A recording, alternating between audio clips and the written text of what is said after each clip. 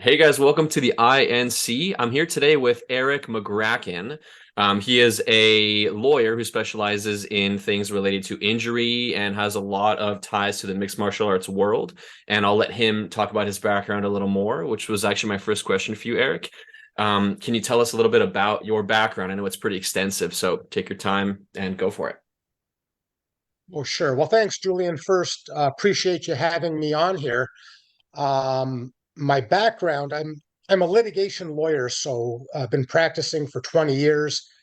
And over the last 10 years, I've carved out part of my practice. It's not all that I do, but part of my practice uh, has specialized on dealing with MMA and combat sports regulatory issues. So helping people navigate the world of athletic commissions, whether it's doping exemptions, doping violations, appealing bout results, just that whole regulatory legal world that fighters, managers, and sometimes promoters have to navigate. I've just carved out a bit of a niche in helping folks deal with that world. And the other thing I've been doing recently, I'm pretty proud of, is a lot of volunteer work through the ABC, the Association of Boxing Commissions. So we helped form a fighters committee called the Athletes Voice Committee. And so for the first time ever, there's a formal outlet for fighters to organize their voice and speak with regulators. And we're hoping to bring in some positive change to the regulation of the sport to serve the fighters' interests a little bit better. So that's been a great project I've been involved with over the last year or two. Cool. Hey, you gave me two more good question ideas from hearing about your background. I was like, this is the first thing we have to talk about. So I was writing that down. And am I correct? Maybe I was misreading stuff that I read about you and the rules and stuff, but have you judged MMA or been involved in judging as well? Oh, sure. Yeah. So for the past 10 years, I've been a licensed judge for mixed martial arts, boxing, and kickboxing. Locally here, there's actually a pretty strong kickboxing scene, so I've probably judged more kickboxing bouts than anything else. But my enjoyment of MMA is what got me into judging. So just to tie this stuff together, years ago, MMA was illegal in Canada, and Uh-huh. part of what started my writings, combat sports law, was following how the sport was getting legalized province by province. And when British Columbia pulled the trigger, I just got lined up with the commission and jumped through the licensing hoops I needed to become a judge. I wasn't the first judge, but I was probably in the first wave of people to get licensed as a judge. So yeah, I do that in my spare time as well. Very cool. And what is Inspire Sports Victoria? Oh, so that's geez, I can go on a long tangent here. That's got nothing to do with combat sports, but it's Okay. a gymnastics gym. I'm a minority owner in that, so it's long story short is my youngest son has a real passion for gymnastics, and on I live on Vancouver Island in Victoria, Canada, and in this city there wasn't a single gym that had a men's competitive team. So you could do recreation gymnastics.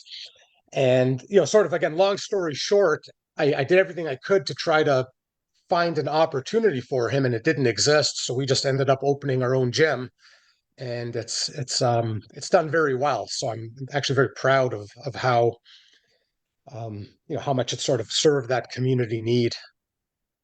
That's really cool. Yeah, I've actually been to Victoria Island once. I took the ferry to Nanaimo. We went all the way out to Tofino.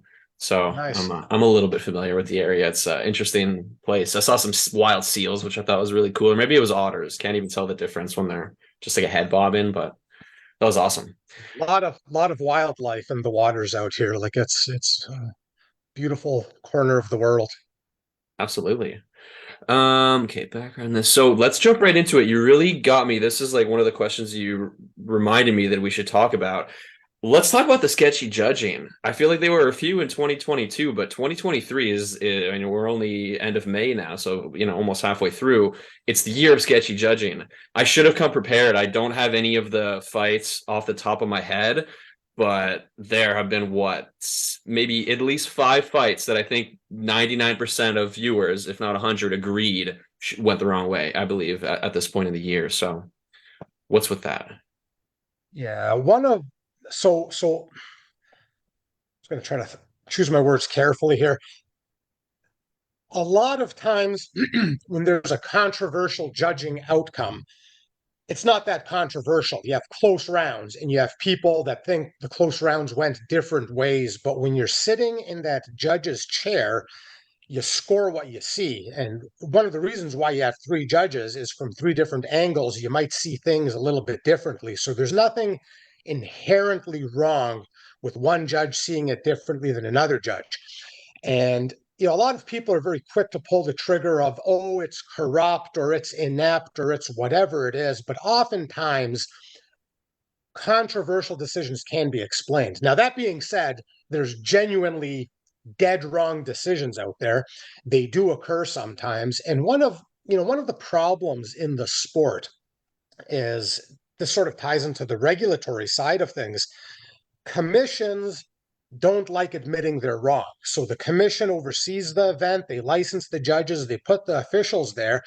And if somebody gets it dead wrong, there's not really a whole lot of accountability. You don't get the judges going on record saying anything usually.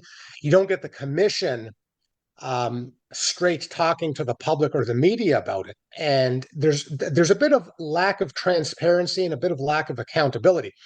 The other problem is fighters basically have no right of appeal if judges get it dead wrong. Like if you could show that there's a completely dead wrong decision that cannot be justified, and it's not the norm, but it happens sometimes, fighters don't have the right to appeal that. Fighters could basically only appeal a decision if the scorekeeper does the math wrong. So all the judges give the cards and the guy forgets how to add 9 and 10 and gets it wrong. That could be changed on appeal. And corruption. If you could prove there's legitimately corruption or collusion or a crime occurring, fighters have the right to challenge it. But there's no room for ineptitude. Like if you have legitimately inept judging, egregiously dead wrong judges, fighters don't have the right to challenge that. And that's one thing I'd like to see change. I'd like to see athletic commissions not create sort of carte blanche appeal standards, because anybody who loses, you don't want them appealing and sort of dragging it out. But if there's a dead wrong appeal, if there's a really high standard fighters could meet, you want to open the door for some of these decisions to be overturned. I'm not sure if that answers your question or not, but that's sort of my rambling view on judging Yeah. controversy. No, you're giving a much more nuanced opinion in the way I presented the question. And just hearing you say that, it probably wasn't even 5 fights. It's probably like 2 that there was a strong consensus went the wrong way, maybe 3 now that I'm thinking about it. And then I'm kind of jumbling in some of the closer ones. I think Cejudo and Aljo is not controversial. Like I do have Aljo in terms of like the whole if you do, which you don't, but if you do score the whole fight as a whole, I see him kind of winning more of that fight, but I see Henry having so many decisive moments too. So it's tough. I don't know if there's any kind of changes you would think of being able to make. I mean, the 10-9 system is so difficult when things are close because not every 10-9 round is the same, right? And it's almost like we don't give out the 10-8s enough, but then how do you have a standard of taking away 2 points? So it's very difficult to judge some of these fights. Yeah, and the one thing I would say is MMA judging, like even though people like to everybody's on social media and people voice their opinions, but MMA judging now is probably better than it's ever been any time in the sport's history. Like I think you have more consistency and you have better qualified officials doing their job. If you just sort of look at it from a big picture, it's always been moving in the right direction, even though there's still further room for improvement. I don't know that you have to overhaul the scoring system. I think it just continues to come down to quality of officials and quality of continuing education. Colorado just published some data. I'm actually waiting for it to come in on an open records request I did, but 2 years ago, Colorado started having mandatory continuing education for their licensed judges.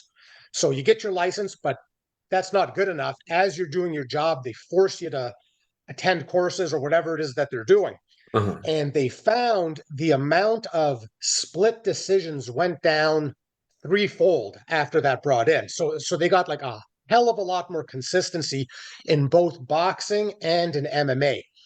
And so bringing good judges on board, having good licensing standards, holding them accountable, and having them continue to get better at their craft, all of that's going to serve fighters. But my other rant applies too. I still think you need some remedy for fighters that are genuinely ripped off by a very poor outcome. It shouldn't just be that's the way it is and you're stuck with it. Better luck next time. I think there should be some kind of an objective appeal standard that could be brought in. Interesting. Yeah. It's tough because you get so opinionated when you see a decision go wrong, and then when you do discuss the solutions, like right now, it's like, well, what else could we really be doing different? And a lot of these are pretty close fights. So Yeah, yeah, and and, that's and actually, the other thing I would just say as well is a lot of people when they're criticizing a bout result, they're not really judging it, right? Like whether they know the rules or not. Usually when you're watching casually and you're tweeting your opinion and you're, drinking a beer or eating a snack and talking to your kids or talking to your friends, you're not really scoring the fight. Like if you sit down there and try to score a round, it's a mentally exhausting process. You have to sit down there and watch every second of that fight. yeah. I could tell you when I'm done a night of judging, I'm wiped out. Like it's as hard as a day in court. Like your Wow. mind is just focused nonstop.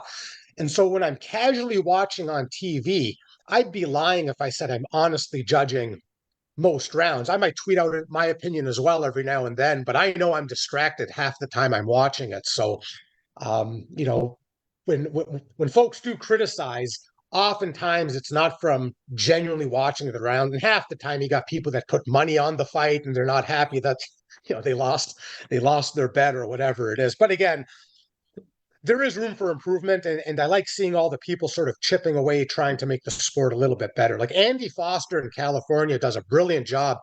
About once every month or two, they host a online forum where they watch the most controversial rounds and try to form some consensus by the judges. So judges from all across the Wow. US, Canada, overseas hop on there. And officials really are trying to get more consistent and get better in terms of what's a 10-8, right? What's a 10-7? If there's no damage going on, but it's a pretty dominant round, are you going to give a 10-8? What consistency could we bring into it just so it's not at the whim of some official? And the sport is slowly chipping away at that stuff.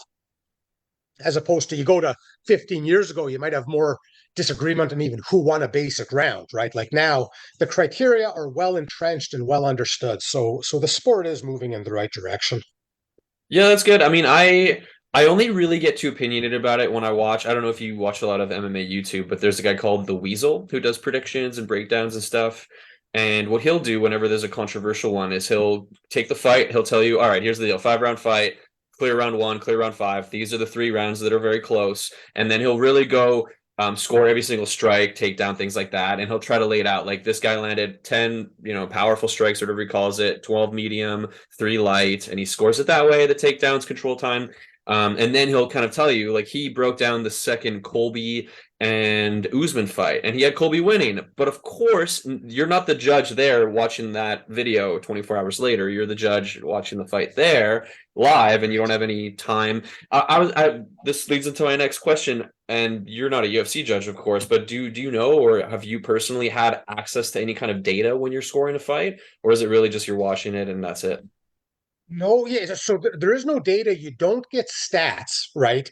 And stats are actually very deceptive. Like stats are just Mhm. some guy clicking the button saying that's a significant Yeah. strike. That's a significant strike. Well, what you're looking for, I put out a really short TikTok video recently, just really dumbing this down. But what you're looking for is not volume of offense. You're looking for the effect of the offense. So with legal maneuvers, whether it's slams, takedowns, punches, any kind of strikes, any kind of grappling, who's damaged their opponent more, right? Who's done the most damage? And that's the sort of subtlety you're looking for.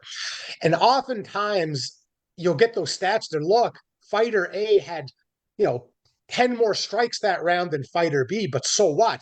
If fighter B rocked them or leg kicked them so hard that the dude switched stances. Now he's a southpaw and he's hobbling around there, but he landed a couple pitter patter shots and the numbers are higher for one and the other. It doesn't really matter. Like more volume could make a difference, but you don't have stats when you're judging, and stats are often very misleading. So you're really looking at who the rules use the word impact, but impact is just code for damage. It really is which guy got damaged more in that round.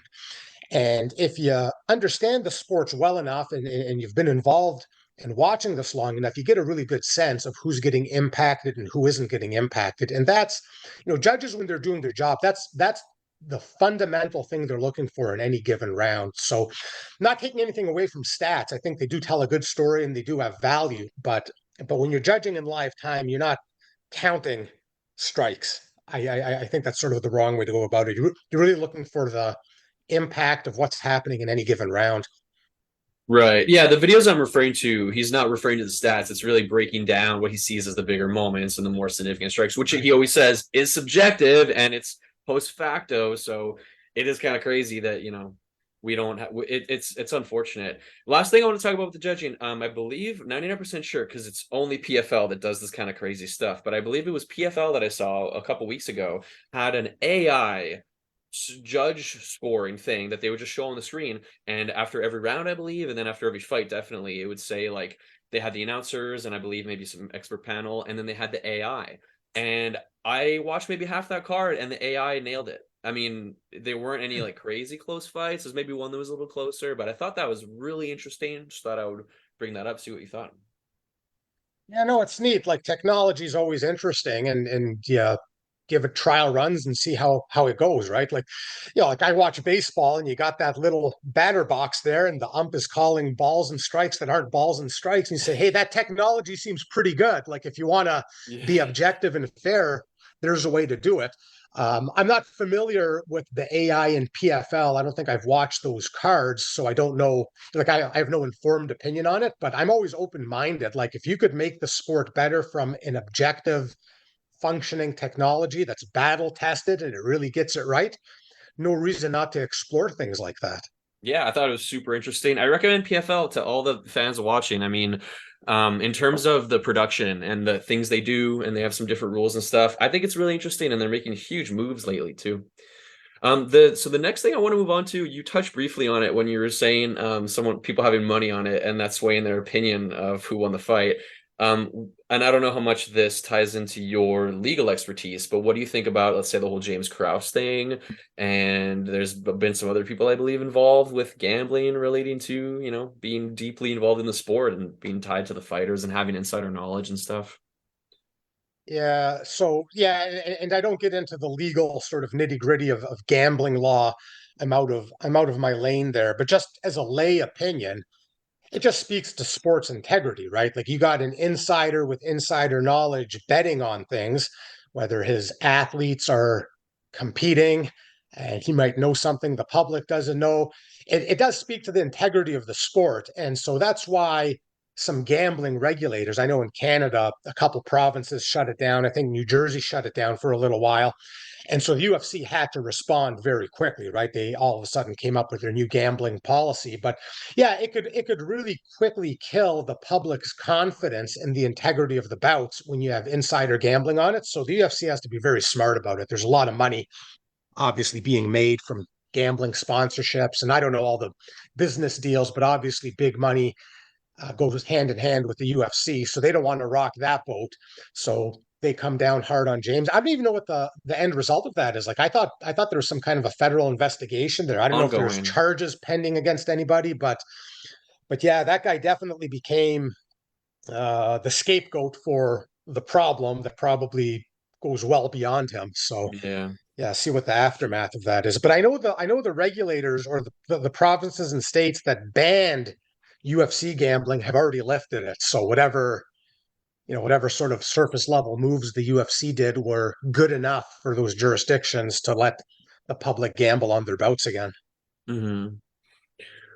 Yeah. Interesting stuff. Do you know much about? I'm forgetting the name here. There's like some guy related to a foreign dictator that a lot of fighters are involved with. Chechen, I believe. That's right. Yeah, exactly. What do you think about all the foreign money potentially starting to influence the sport? Yeah, and so again, I won't really know the nitty-gritty of what's going on there, but this guy's a war criminal, right? And so why any athlete from the US is getting associated with him, either from bad management advice or whatever. Like I just don't understand how anybody is going to cozy up to this human rights violator and war criminal.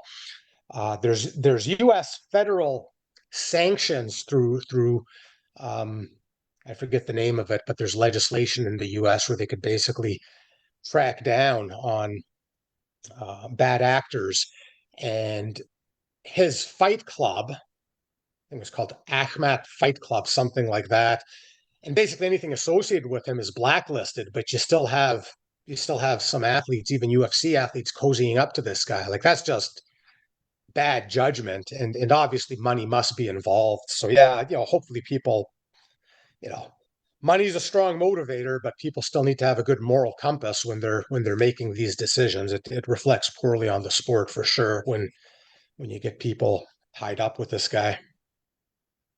Right. And I thought I had heard something about him wanting like results overturned and things like that. And, when powerful people with a lot of money want things like that, it could definitely not be going down the right path.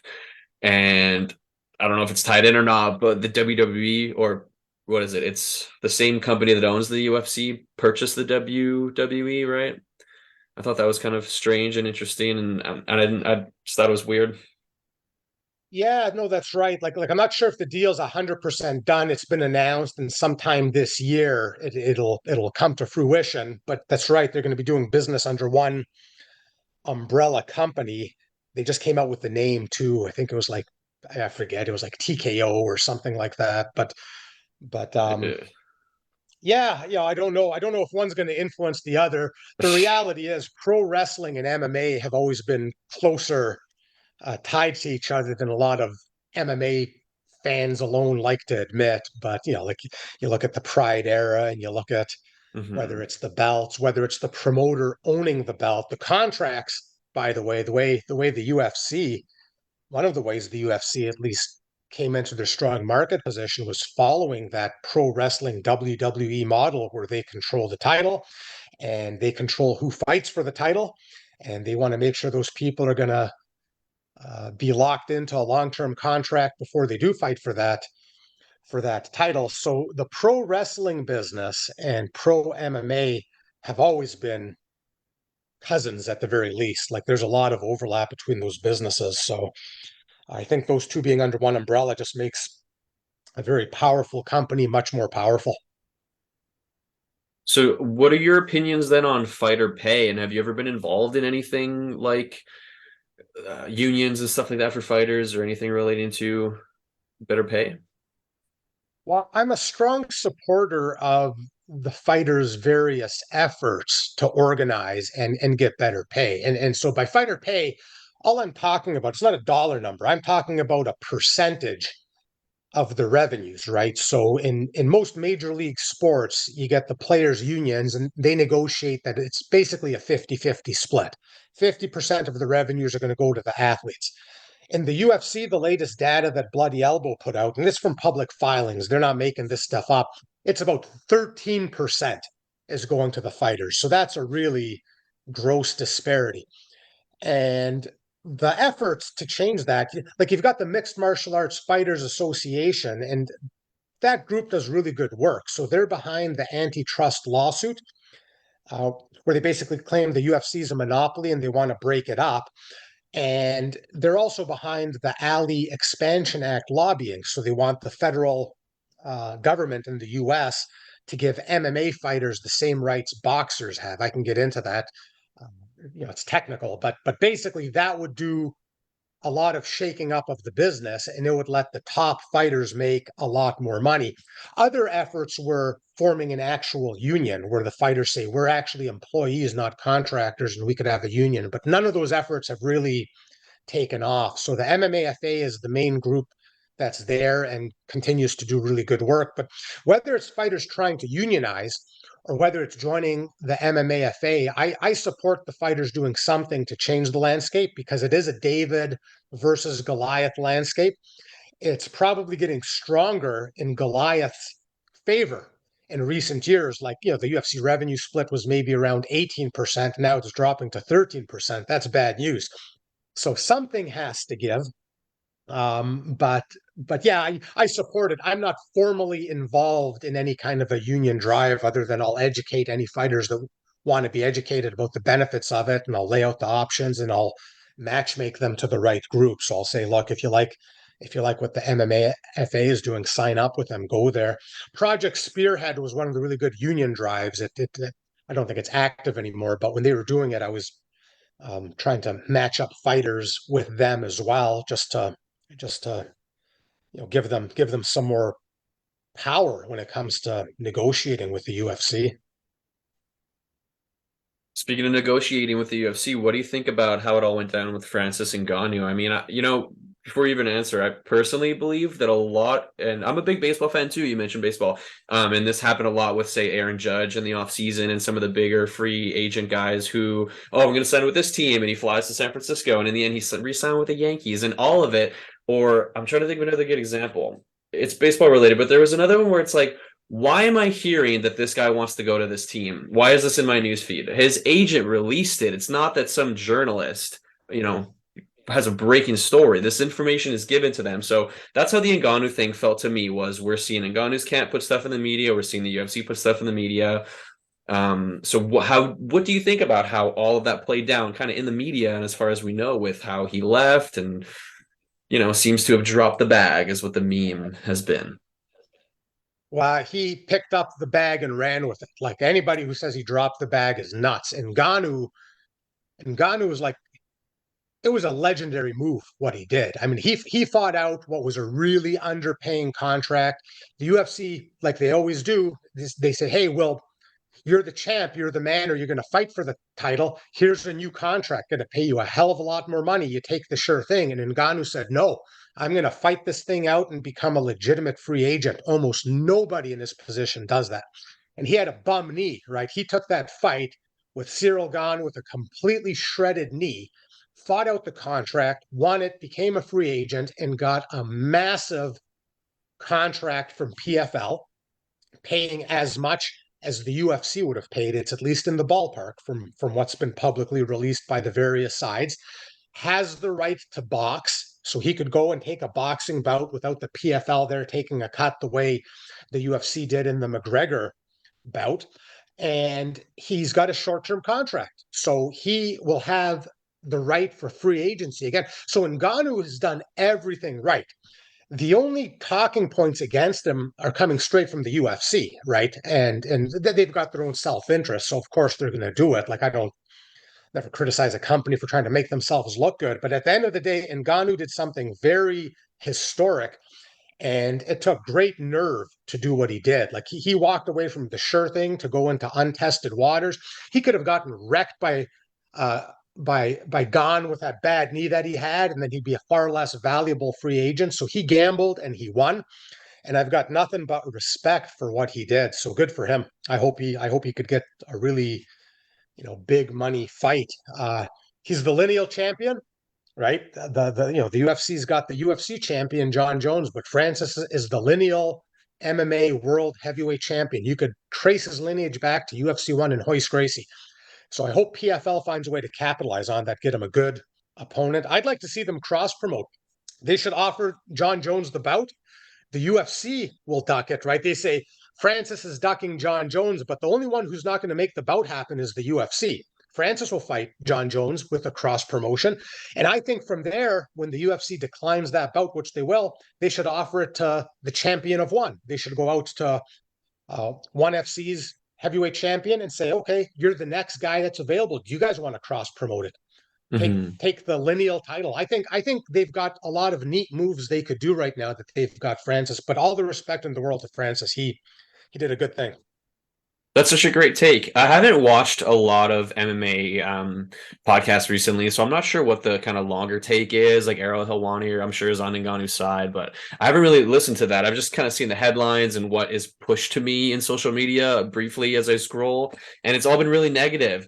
I think it's because, in terms of Ngannou, I think it's because whenever a fighter leaves the UFC, it's so easy for the fans to be spun into that narrative of, oh, he didn't even sign with the UFC. He downgraded. He's going to fight lesser competition, get paid less. I'm not saying it's true, but that's how the media then spins it. It almost seems that the media is kind of on the organization's side and not on the fighter's side. So, great Yeah, take. well, Dana's got his charisma and he's good at what he does, so he gets his sound bites out there, and they've got so much media. I don't want to say in their pocket, but let's just say very friendly media. So the echo chamber is just massive. Like the UFC is so strong at controlling the narrative, and then all of a sudden you get people without critically thinking this through. They just parrot this narrative that's been spoon fed to them. And it's so hard for fighters to fight against it because you could say all the right things and have your right media appearances, but the MMA echo chamber is so strong in the UFC's favor. I think the New York Times broke the Ngannou signing with PFL. I actually love that move as well. They just went right outside of the MMA bubble and said, let's go to the New York Times. So that was a brilliant move.